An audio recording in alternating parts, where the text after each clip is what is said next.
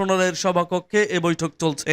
জানা গেছে, দেশের সার্বিক আইন শৃঙ্খলা পরিস্থিতি, কারফিউ, জামায়াত শিবির নিষিদ্ধ, চলমান বৈষম্য বিরোধী কোটা সংস্কার আন্দোলন সহ গুরুত্বপূর্ণ কয়েকটি বিষয় সিদ্ধান্ত নিতে আলোচনায় বসেছে সরকারের 7 মন্ত্রী, 4 সচিব এবং আইন শৃঙ্খলা রক্ষাকারী বাহিনীর প্রধানরা। স্বরাষ্ট্রমন্ত্রী আসাদুজ্জামান খানের সভাপতিত্বে বৈঠকে উপস্থিত রয়েছেন আইনমন্ত্রী আনিসুল হক, শিল্পমন্ত্রী নুরুল মজিদ মাহমুদ হুমায়ুন, শিক্ষামন্ত্রী মহিবুল হাসান চৌধুরী, তথ্য ও সম্প্রচার প্রতিমন্ত্রী মোহাম্মদ আলী আরাফাত, শ্রম ও কর্মসংস্থান প্রতিমন্ত্রী মোহাম্মদ নজরুল ইসলাম চৌধুরী এবং ডাক, টেলিযোগাযোগ ও তথ্য প্রযুক্তি প্রতিমন্ত্রী জোনায়েদ আহমেদ পলক। এছাড়া বৈঠকে সংশ্লিষ্ট মন্ত্রণালয়ের সচিব, সিনিয়র পুলিশ মহাপরিদর্শক, র্যাবের মহাপরিচালক সহ আইন শৃঙ্খলা বাহিনীর শীর্ষ কর্মকর্তারা উপস্থিত রয়েছেন।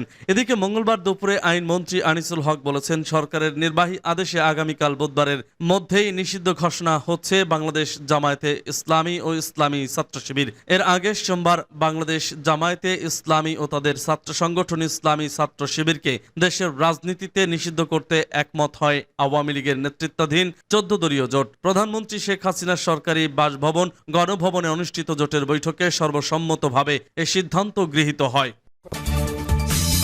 নারী শিক্ষার্থীরা যেভাবে এগিয়ে নিয়েছেন কোটা সংস্কার আন্দোলনকে, কোটা সংস্কারের দাবিতে আন্দোলন শুরু হয় জুনে, তবে এ আন্দোলন তীব্রতা পেতে থাকে জুলাইয়ের শুরুতে।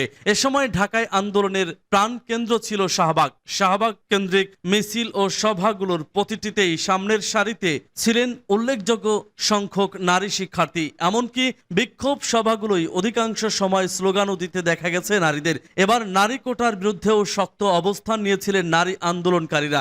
নারী যেখানে অগ্রসর, কোটা সেখানে হাস্যকর, এমন প্লাকার্ড দেখা গেছে তাদের হাতে।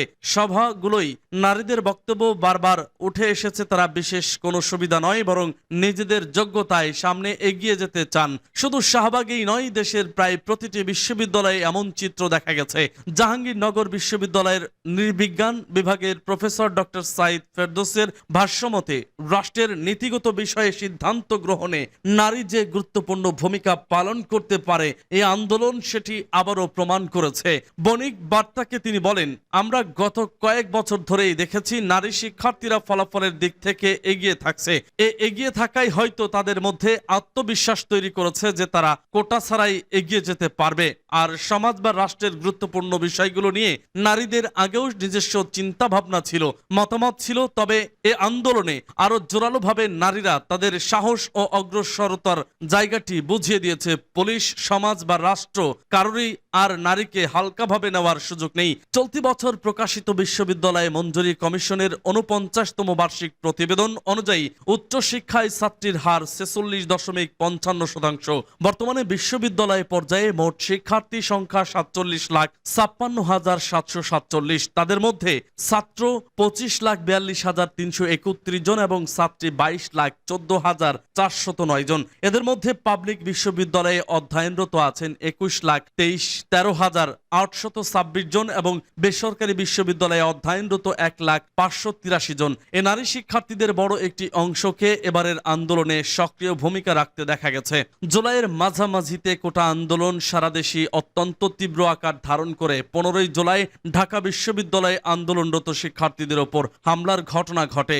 এদিনও সামনের সারিতে ছিলেন নারী শিক্ষার্থীরাই এবং প্রথমে নারীদের ওপরই হামলার ঘটনা ঘটে। ওই দিনের ঘটনা বণিক বার্তার কাছে তুলে ধরেছেন ঢাকা বিশ্ববিদ্যালয়ের সঙ্গীত বিভাগের ছাত্রী সীমা আক্তার। তিনি বলেন, আমরা সেই দিন সামনের সারিতে ছিলাম এবং আমাদের সবারই চিন্তা ছিল আমাদের ভাইদের যাতে কিছু না হয়। আমাদের বিশ্বাস ছিল আমরা সামনে থাকলে কেউ তাদের উপর হামলা করার সাহস করবে না। কিন্তু সেই দিন আমাদের উপর নৃশংসভাবে হামলা করা হয়, বেধড়ক মারধর করা হয়, আমার মাথায় ইট ছুঁড়ে মারা হয়েছিল।